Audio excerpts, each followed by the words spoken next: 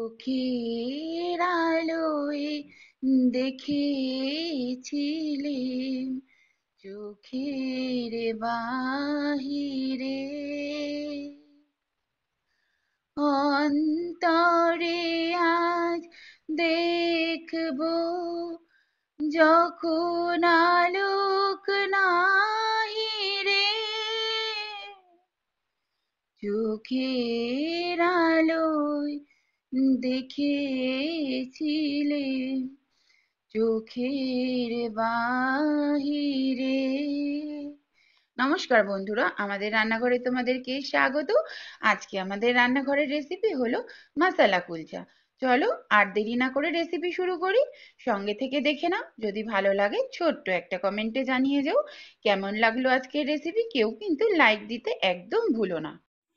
আজকে তোমাদের মশলা কুলচা করে দেখাবো। তার জন্য দেখো আমি এখানে 600 গ্রাম ময়দা নিয়ে নিয়েছি। ময়দার আন্দাজে পরিমাণ মতন লবণ দিয়ে দিলাম, 1 চামচ চিনি দিয়ে দিচ্ছি। দেখো 600 গ্রাম ময়দার জন্য ছোট চামচের 1 চামচ ইস্ট ব্যবহার করলাম, কারণ ময়দাটা ফুলতে ইস্টটা সাহায্য করবে। এই ছোট চামচের 2 চামচ বেকিং পাউডার দিয়ে দিলাম। 100 গ্রাম টক দই আমি একটা বাটিতে রেখেছিলাম, সেটাও দিয়ে দিচ্ছি ময়দার মধ্যে। শুকনো উপকরণগুলো হাত দিয়ে একটু মাখিয়ে নিচ্ছি। এর মধ্যে আমি কোনো জল ব্যবহার করব না। উষ্ণ গরম দুধ আমি আগে থেকেই গরম করে রেখেছিলাম, সেটা আমার এখন মিডিয়াম ঠান্ডা হয়ে গেছে। ওই দুধটা যতটা পরিমাণ লাগবে অল্প অল্প করে দিয়ে একটা ডো তৈরি করে দেব। এই মুহূর্তেই আমি কিন্তু ময়ামের জন্য রিফাইন তেলটা ব্যবহার করলাম না। কখন ব্যবহার করব তোমাদেরকে বলে দেব, সঙ্গে থাকো, সবটাই দেখিয়ে দেব। এইভাবেই কিন্তু ডোটা রেডি করলে ভীষণ সফট হবে আর খেতে দুর্দান্ত হবে। একদম রেস্টুরেন্টের মতো কিন্তু হবে, একটু এদিক ওদিক হবে না। উষ্ণ গরম দুধটা দেখো অল্প অল্প করে দিয়ে একটা ডো আমি তৈরি করে নিচ্ছি। এই ডোটা কিন্তু আটা ময়দার ডোয়ের মতন অতটা শক্ত হবে না, একটু নরম করে মাখতে হবে। মাখার পরে হাতে চিটচিট করে লাগবে, ঠিক সেই পরিস্থিতি অবস্থায় রাখতে হবে, কারণ এটা তো আমি কিছুক্ষণ রেস্টে রাখবো বলেই দেবো তোমাদের। দেখো কতটা নরম করে কিন্তু আমি মেখেছি, এর থেকে বেশি শক্ত করে কিন্তু মাখা যাবে না। ডোটা তৈরি করে তোমাদেরকে দেখাচ্ছি। দেখো ডোটা আমাদের তৈরি হয়ে গেছে, বুঝতেই পারছো কতটা নরম করে মেখেছি, হাতে কিন্তু লাগছে। এই সময় রিফাইন তেলটা 2 টেবিল চামচ দিয়ে দিলাম। আগে আমি ময়ামে ব্যবহার করিনি, তোমাদের বলেইছিলাম। এই সময় কিন্তু দিতে হবে, মশলা কুলচা বানানোর জন্য আগে রিফাইন তেল কেউ দেয় না, এই সময়টাই দিতে হবে। তেলটা দিয়ে ভালো করে আবার একটু ডোটা আমি মেখে নিচ্ছি। কতটা নরম হয়েছে ডো তোমরা দেখো, বুঝতেই পারছো, আমি দেখাচ্ছি তোমাদের। এবার আমি 2 ঘন্টার জন্য কিন্তু এটা রেস্টে রাখবো। তোমাদের হাতে যদি সময় কম থাকে মিনিমাম 1.5 ঘন্টা তো রাখতেই হবে, কারণ এটা যত রেস্টে রাখবে ততটাই কিন্তু ময়দাটা ফুলবে, সফট হবে, খেতে দুর্দান্ত হবে খেতে। আমি তাহলে 2 ঘন্টা পর ফিরে আসছি।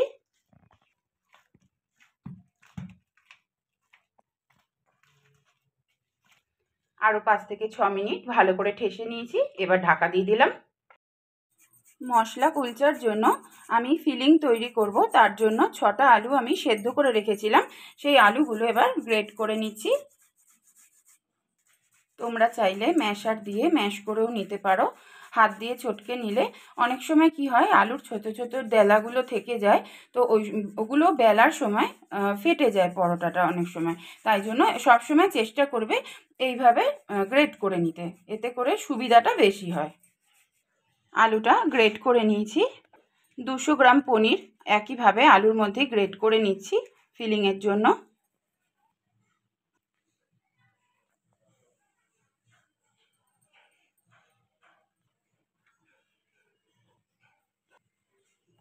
পুরো পনিরটাই গ্রেট করা হয়ে গেছে। ছোটো চামচের 1 চামচ আদা বাটা দিয়ে দিলাম। 3-4টে লঙ্কা একদম ছোট ছোট করে কুচো করে দিয়ে দিলাম। এর মধ্যে ধনে পাতা কুচো দিয়ে দিচ্ছি পরিমাণ মতন। তোমরা যদি আমিষ করে করো এই সময় কিন্তু পেঁয়াজ কুচোটা মিশিয়ে দিতে হবে। আমি যেহেতু নিরামিষ বানাচ্ছি তাই আমি পেঁয়াজটা দিলাম না। পরিমাণ মতন লবণ, বড় 1 চামচ ভাজা জিরের গুঁড়ো দিয়ে দিলাম। জিরেটা শুকনো খোলায় ভেজে আমি মিক্সিতে গুঁড়ো করে রেখেছিলাম।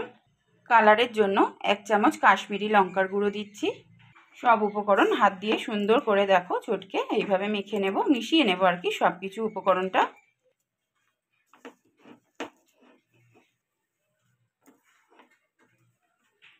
ফিলিংটা আমার রেডি হয়ে গেছে। এতক্ষণে আমার 2 ঘন্টাও হয়ে গেছে। 2 ঘন্টা পরে ঢাকনাটা আমি খুলে দিলাম। ময়দাটা এবার দেখো কত সুন্দর ফুলে উঠেছে। ইস্ট ব্যবহার করেছি, টক দই ব্যবহার করেছি, তার জন্য কতটা সফট হয়েছে দেখো। নিশ্চয়ই হাত দিয়ে মাখছি, বুঝতে পারছো। হাত দিয়ে আবার খানিকক্ষণ মতো ঠেসে নিতে হবে। যতটা ঠাসবে ততই কিন্তু ভালো হবে, ভীষণ সফট হবে। এরকম নরম করেই কিন্তু মাখতে হবে, এর থেকে শক্ত হলে জিনিসটা ভালোভাবে তৈরি করা যাবে না।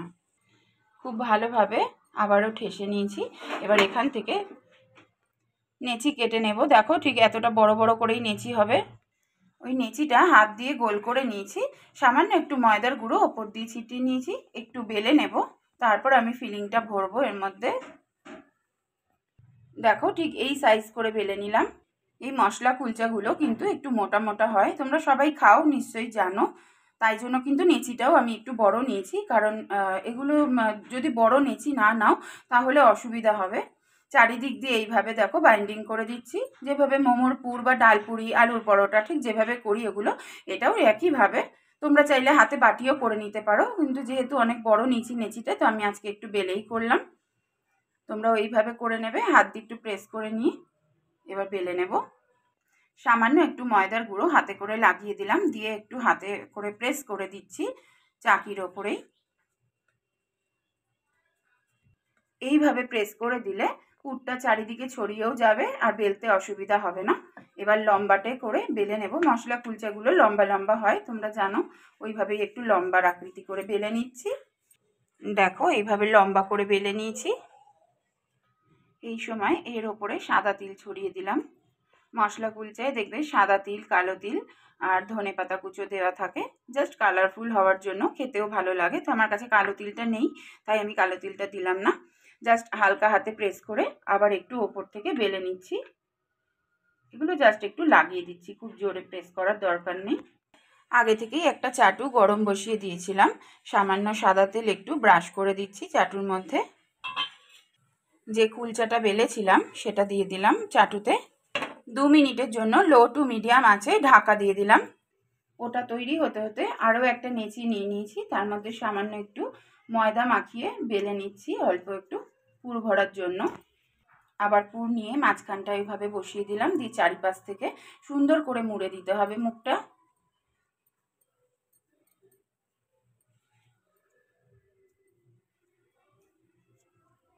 ওইভাবে মুড়ে হাত দিয়ে একটু ঘুরিয়ে জাস্ট 2 হাত দিয়ে একটু প্রেস করে আবার একটু গোল করে নেব। 2 মিনিট পর দেখো ঢাকাটা খুললাম, কি সুন্দর ফুলে উঠেছে। নিশ্চয়ই বোঝাতে পারছি তোমাদের, দেখো ফুলে উঠেছে কি সুন্দর।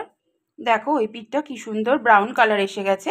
এবার আমি একটা জালির মধ্যে দিয়ে দিলাম কুলচাটা, দিয়ে গ্যাসে দিয়ে দিলাম ওই পিঠটা, যে পিঠে আমি ধনেপাতা আর সাদা তিল দিয়েছিলাম ওই পিঠটা সেঁকে নিচ্ছি।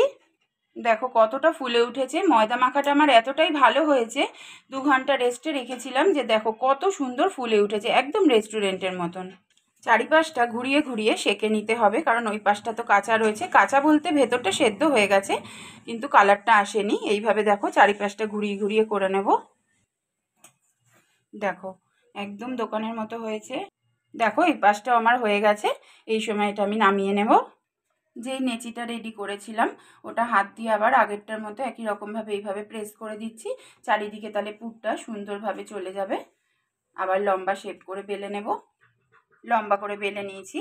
আবার সাদা তিল একটু ছড়িয়ে দিলাম আর ধনেপাতা কুচোটা দিয়ে দিলাম। এবার হালকা হাতে একটু বেলুন দিয়ে বেলে নেব।